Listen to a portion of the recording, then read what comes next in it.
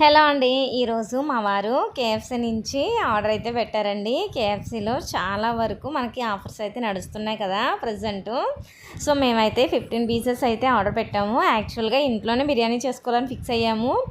ఏర్పాటు చేద్దాం అనుకునే టైంకి మా వారు ఇంకా కేఎఫ్సీలో ఆఫర్స్ ఉన్నాయి కదా, సో ఆర్డర్ చేసేద్దామని చెప్పి ఆర్డర్ చేశారు. సో నాకైతే చాలా ఇష్టం కేఎఫ్సీ ఫుడ్. మీలో ఎంతమందికి ఇష్టమో కామెంట్ చేసేయండి. అన్నం ఉడికినంతసేపు ఉన్న ప్రాణం వార్చే వరకు లేదంటండి. అలాగా అప్పటి వరకు వెయిట్ చేసి నేను ఆ ప్యాకింగ్ ఓపెన్ చేసే వరకు నేను అసలు ఉండలేకపోయాను అనమాట. సో ఎప్పుడు ఓపెన్ చేస్తారు, ఎప్పుడు తినేయాలా నాస్తో అయితే ఉన్నాను. అంత ఫేవరెట్ నాకు. యాక్చువల్గా ఇంట్లో కూడా మేము అప్పుడప్పుడు కేఎఫ్సీ ట్రై చేస్తూ ఉంటాము, కానీ పొరిగింటి కూర పులనా అన్నట్టుగా. సో మనకు బయట ఫుడ్డే ఎక్కువ ఇంట్రెస్ట్గా చూపిస్తాం కదండి. ఇంట్లో ఎంత మంచిగా తయారు చేసినా కానీ బయట ఫుడ్ అన్హెల్దీ అని తెలుసు, అయినా కానీ దాన్ని హెల్దీ వేని పక్కన పెట్టైనా సరే తినేయాలి అనుకుంటాం కదా. సో మనందరివి చిన్న చిన్న ప్రాణాలబ్బా. సో ఉన్నంత వరకు కూడా మనం ఏది కావాలంటే అది ఇష్టంగా చక్కగా కొనుక్కుని తినేలాగా ఉండాలి.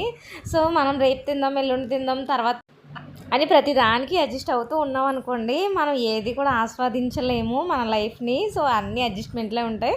సో అప్పుడప్పుడు కూడా హెల్దీ డైట్ని మనం ఈ విధంగా బ్రేక్ చేయొచ్చు, ఏం కాదులేండి.